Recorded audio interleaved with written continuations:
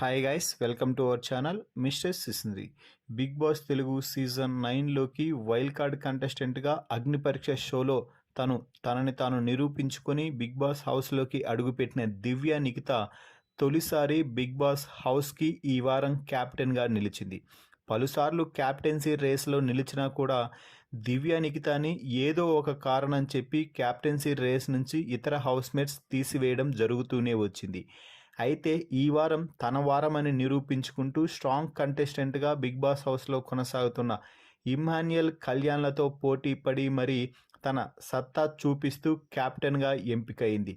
దివ్య Nikhita ఆటపరంగా మాటపరంగా big boss హౌస్లో ఎవరికైనా సమాధానం చెప్పగలదు. కానీ దివ్య నిఖితకి ఒకటే మైనస్గా మారుతుంది, అదే బాండింగ్.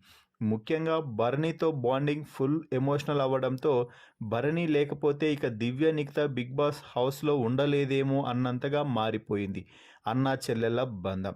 భరణి ఎలిమినేషన్ తర్వాత కొంచెం ఎమోషనల్ అయ్యి మరింత స్ట్రాంగ్గా ముందుకు వచ్చింది.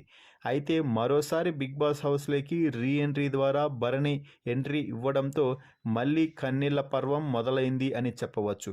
అయితే భరణి మాత్రం ఈసారి చాలా క్లారిటీగా చెప్పారు, ఎవరు కూడా బాండింగ్స్లో ఇరుక్కుపోవాల్సిన అవసరం లేదు.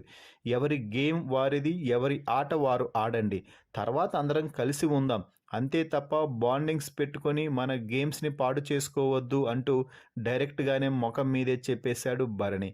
దీంతోనే ఆటపై ప్రత్యేక దృష్టి పెట్టి ఎలాగైనా కూడా క్యాప్టెన్ అవ్వాలి అని దివ్య నిఖిత టాస్క్లో ఇరగదీసేయడంతో టాస్క్ గెలిచి క్యాప్టెన్గా నిలిచింది. సో మొత్తంగా ఈ వారం దివ్య నిఖిత క్యాప్టెన్సీ రేస్లో నిలిచి క్యాప్టెన్ అయ్యింది అని చెప్పవచ్చు. ప్రస్తుతానికి ఈ వారం నామినేషన్స్లో దివ్య నిఖిత లేదు.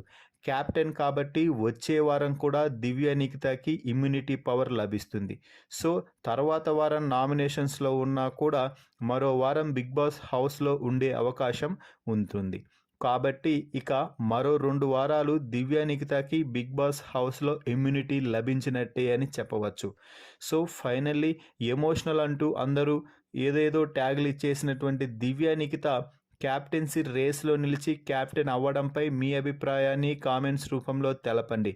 క్యాప్టెన్సీ సమర్థవంతంగా నిర్వర్తిస్తుందా లేదా దివ్య అనేది కూడా కామెంట్ చేయండి. Please subscribe our YouTube channel mister సిసింద్రి.